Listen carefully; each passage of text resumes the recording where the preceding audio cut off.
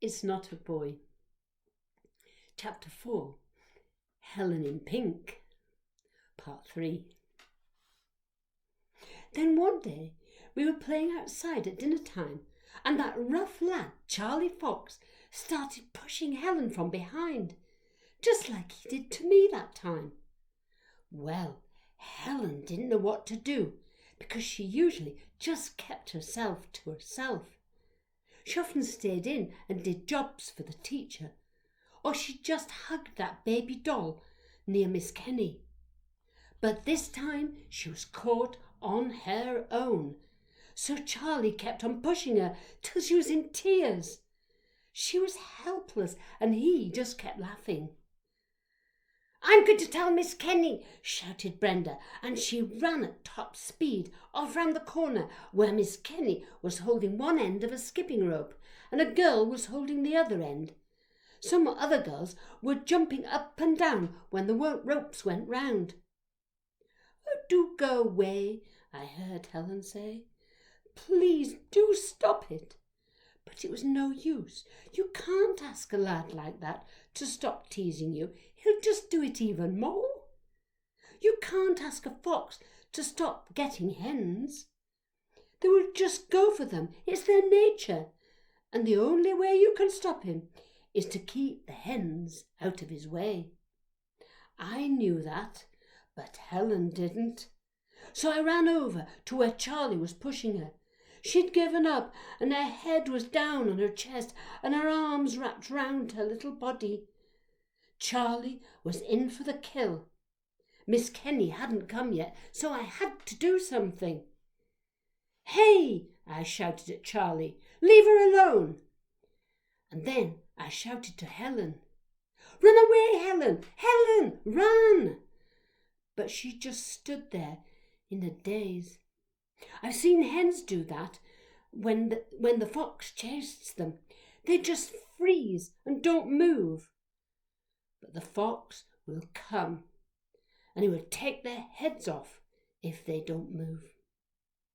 Helen didn't know this, so I gave her a push and shouted even louder, "Go on, run away!" And this time she ran and ran on her dainty little sandaled feet, with her blonde hair streaming behind her. Then I turned to Charlie, and I gave him such a big push that he fell over. I knew I would be in trouble again, and I knew that I would have to stand by those taps with its dripping, dripping, dripping. Charlie lay on the hard playground floor. "Now, what's going on here?" said my teacher in her big bellow voice. She must have heard all the fuss and rushed out to see what was happening. "She punched me!" shouted Charlie, pointing at me from the ground. He must have lost that bit of brown paper he had up his sleeve, because he wiped his nose on his arm. "Is that true?" asked teacher. But before I could answer, Miss Kenny was there, holding Brenda's hand, and she'd spoke up straight away. "He was hitting Helen, and he must have fallen over when he was chasing her," said Miss Kenny. I don't know what she saw, but that's what she said.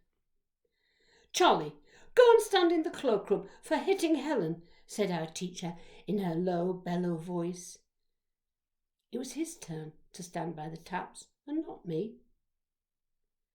"You got away with that, you lucky bee," he said as he went by me. Not long after that, Helen invited me to her house for the night. I suppose it was because I'd been kind to her and helped her, but I couldn't believe it. Me go to the king's house? I was supposed to be going to Brenda's, but going to her house was ordinary compared to going to Helen's house. There was no competition, so I told Brenda I was going to the king's house, and she just nodded and smiled.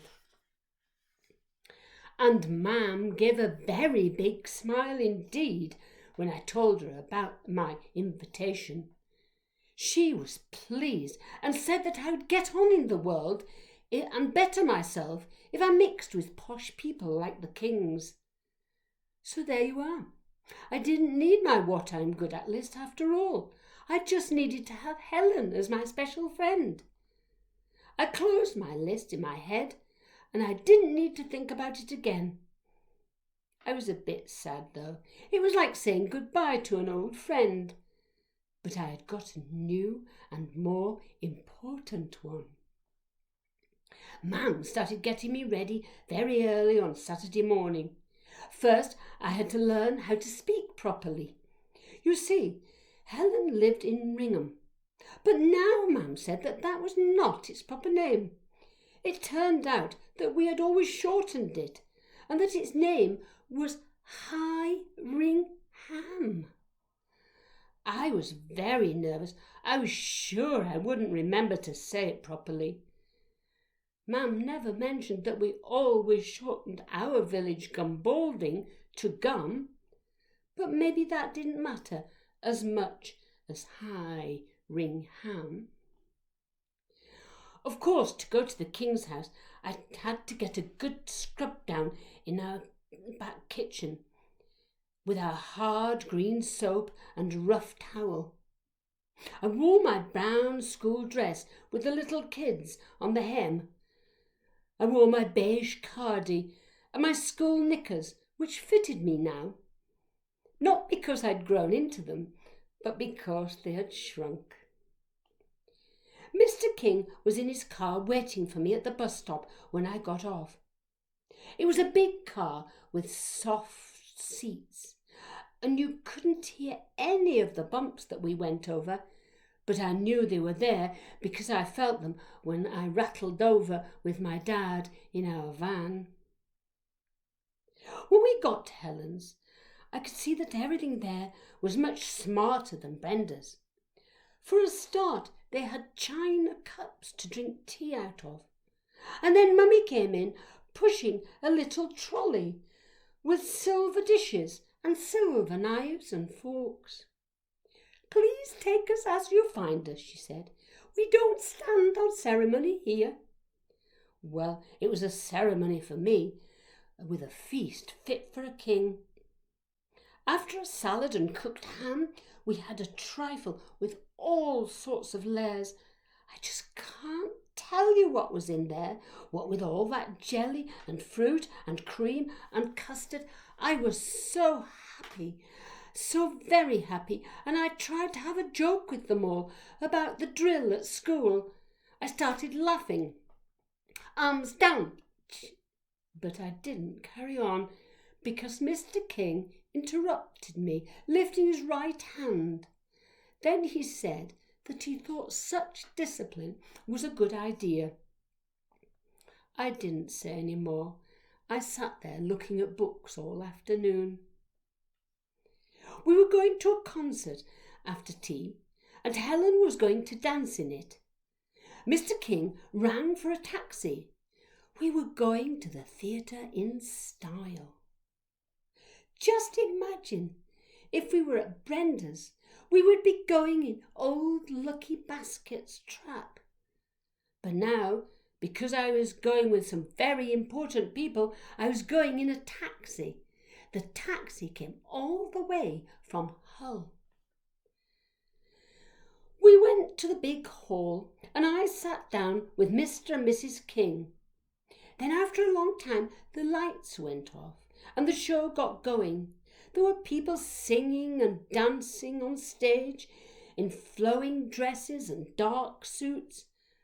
I'd never seen anything like it before. And it lasted for ages and ages, and we weren't allowed to move. I must say that after a bit, I decided I didn't like it very much. Then at last Helen came on. She was dressed in a pink fluffy dress that was short and sticking out as if her mummy had been very busy with the starch. You could also see her knickers. and they were made of lace, layers and layers of it. Then she started to dance. She pointed her pink toes and lifted up her arching arms over her head. She did twirls and little jumps, and then up and up she went, and then down and down she came, over and over again. She was just like Belle of the ballet. And it was then I realised that I would never be Belle. Then it was all over, and they were all clapping, and Helen did a curtsy. Then the lights came on, and we all went back to Ringham. "Say hi, Ringham," said Mam, but I never did. Back at Helen's, you didn't talk and laugh. In fact, I didn't speak to any of them again. I was shown into a bedroom by Mummy. There was a little dressing table with pink flowery material round, and there was a little bedspread with matching pink and matching patterns. I'd never seen such a room before. I pulled the blankets back and looked at the white sheets, and I was a bit worried.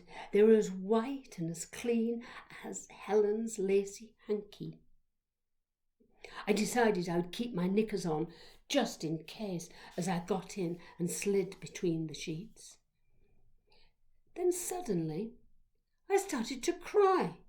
My tears came thick and fast, just pouring down my face. You see, I'd never been in a bedroom on my own at night like this. At home, my sisters always slept in our bedroom with me, even though they had separate beds. And when I was at Brenda's, I slept with her and her sister Jeanie in one bed.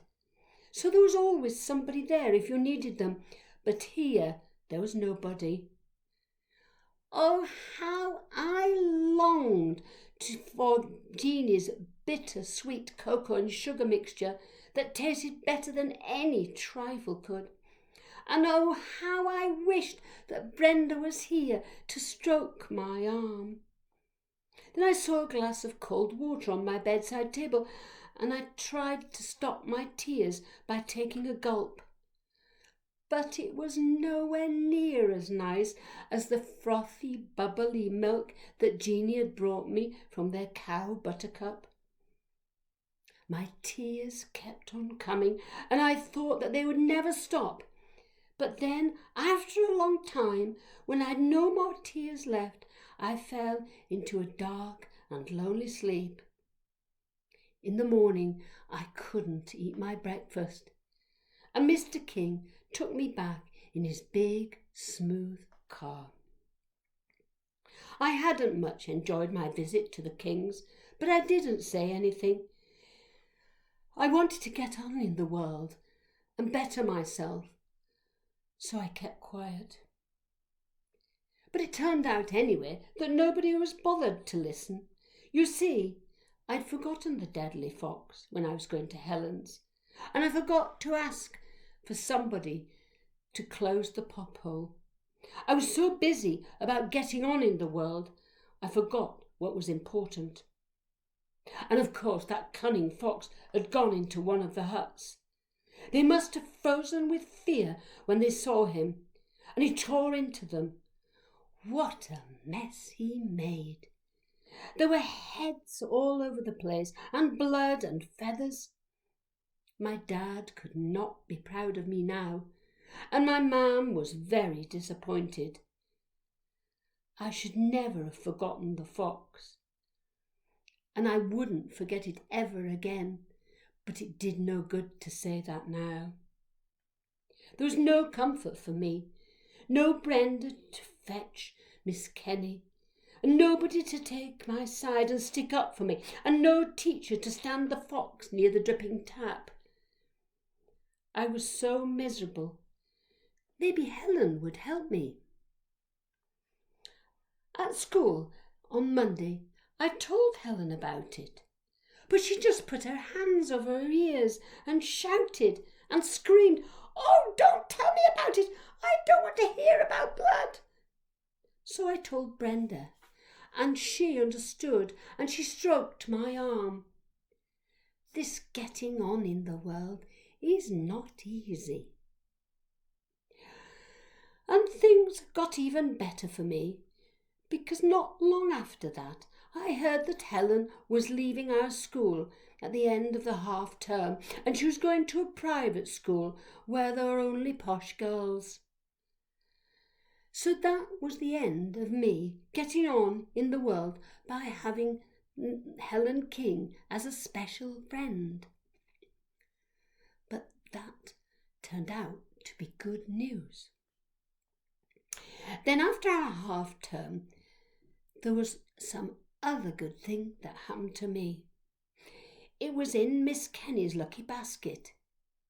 It was a little box for me, all wrapped up in pink paper, and it was from Helen. Inside was a little charm bracelet made with a silver chain, and there were links all round it. I'd never seen anything so dainty in all my life, and there was more, because deep down inside the paper I found a little ballet dancer charm wearing a pink dress.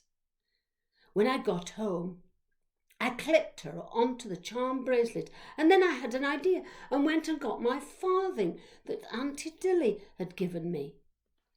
I remembered it had a little ring on it, and I fastened it easily onto my chain. I put my bracelet on my arm, and when I moved, the little ballet dancer dangled and danced all round the brown wren. I was cheered up already. And to make myself even more happy, I brought my What I Am Good At list back, and I was sure to get loads of things on it very soon. Then at school I was happy again, because Brenda still wanted me as her friend, and she acted as if I'd never gone away. She asked me to go for that weekend, and I went as often as I wanted. And when I got off the bus at Sunkstead, Lucky Basket was always there, waiting with Jeanie and Brenda. And Brenda always ran to me, and we always laughed and shouted, "Arms down, jump down, forward march." And we jumped into the little trap, laughing our heads off, and Lucky Basket went left, right, stepping out down their lane to their house.